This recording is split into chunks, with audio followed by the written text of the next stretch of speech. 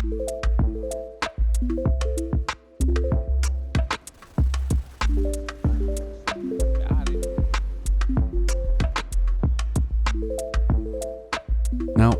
this might seem quite a controversial subject, but I feel it's something that every gamer has had at least at some point in their gaming life. Abuse in video games, whether it is through verbal tells, team killing on purpose, or just general trolling. Some of us are on the receiving end of this.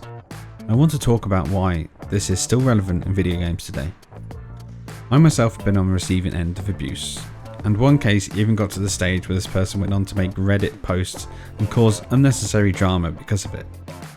Now, where do you draw the line on casual banter in the game to a clear full-out harassment spree which becomes obsessive and labelled with something that can see as an unhealthy obsession to causing maltreatment or just plain and simple pure bullying? Where do we all need to draw the line? I think casual banter and sarcasm between friends is more than appropriate. Friday night banter after a few beers is more than necessary. But rage telling someone so hard that they log off or have to block you is, in my opinion, clearly inappropriate. So where does this take us? The problem with this is that normally the person who does the raging obviously is very vocal, and I found if you simply ignore that person, this tends to be the best path. However, ignore that person and then that person knows that and tends to go out of his way in the public eye to make you look shit or belittle you. Now, do you keep ignoring this, or do you stand up and defend yourself? I've had to block a few people over the years, but eventually those people, what they're saying tends to get back to you, with either a friend relaying the message to you or find it in some rage post forum somewhere. One of the biggest problems with defending yourself to any troll or blatant arsehole that wants to take a piece of your confidence away is really giving in to them and making them win. So where is this all going wrong? Well, of course this has to be the type of player that is causing the rage telling. But is this more on a game developer issue than a player issue? I've seen countless times where entire communities sort of gang up on a single person just because that said person said something that their nan's hamster got offended by. I mean, it's crazy. I mean, this tends to be one of the issues with online abuse. A slippery slope of someone saying something out of context and people defending or attacking for this reason. Or merely just a case of people just disliking that person because they killed you too many times. Certainly in my case, for me, they hate me because I'm shit at the game and my videos are garbage. That tends to be the lower end of the abuse anyway. Don't get me wrong, the positives are by far outweighing the negative, but you get the idea of what sometimes I have to deal with. This is not a pity me video, but it's not a nice thing to have to read or have to go through.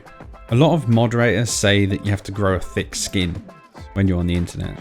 I don't see why we should. Not in this day and age. You should be able to go onto the internet, play your game, have fun, and not receive any abuse in the meantime. People tend to dislike people for such petty things in this world when realistically there are more important issues we should be dealing with, especially this day and age. We shouldn't be fighting and squabbling amongst ourselves and causing upset and lowering people's confidence or self-esteem. I mean, I may complain a lot, I may get salty sometimes, that's for sure, but there's one thing I will never do. I will never go out of my way to ruin someone's day. So how do we solve this problem? I feel the community is key here in solving this problem.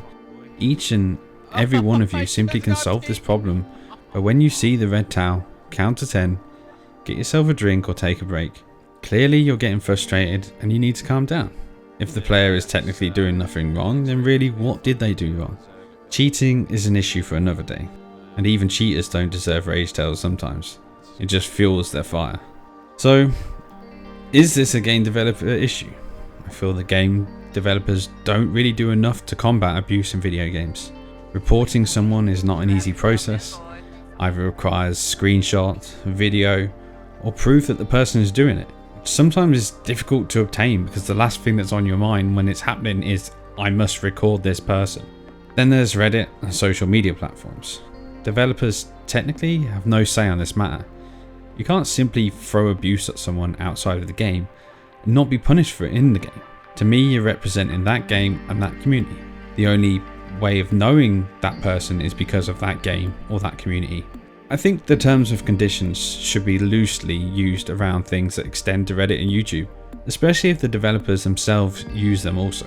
If a person is solely seeking to cause you harm or be downright abusive or rude to you, I feel the game developers should step in and defend their community. After all, that person may leave the game, and for that very person, or for that very reason, may send negative feedback which can potentially hit a larger audience, and then you lose a lot more players from the game. It's certainly a tricky situation to be in, but something that I feel would be a step in the right direction to combating abuse and harassment in video games. Stop it at its source, and have a widespread pattern will remove the abuse from the source. If a game developer sends out a harsh reality of bullying and abuse is not tolerated in our game, or in the community pages, this will create more work, but certainly build a better community in the long run. Remove the ability to use the in-game chat rather than ban them from playing will still keep the community active, and it just stops the person from raging in the meantime. Further to this, is the game and structure of game promoting the abuse? Was giving character names a good decision for developers of today? If you don't know who killed you, then how can you rage at them? Was adding a death screen something that was more of a negative than a positive? For me, having enemy names floating above their head is something that enables you to easily identify players, but also it makes it easy to harass them. Maybe this could be something developers of today looking to turn it off. If you can't see who they are, how can you purposely team kill them or rage them? I get why names should be turned on for squad play, but this could be something that is turned on only for squad play. It makes the game more immersive. Why do we need to know who we're shooting at or who's shooting at us? It doesn't really matter. What matters is how you kill them or how they kill you. I find that this will make a better game from the source. If you have a problem with the player, you can still report them, but their player name will be encrypted to the user and not to the devs. Surely this will remove rage from a lot of games. But we can continue this matter certainly another day, and whether player names are a good thing in video games of today.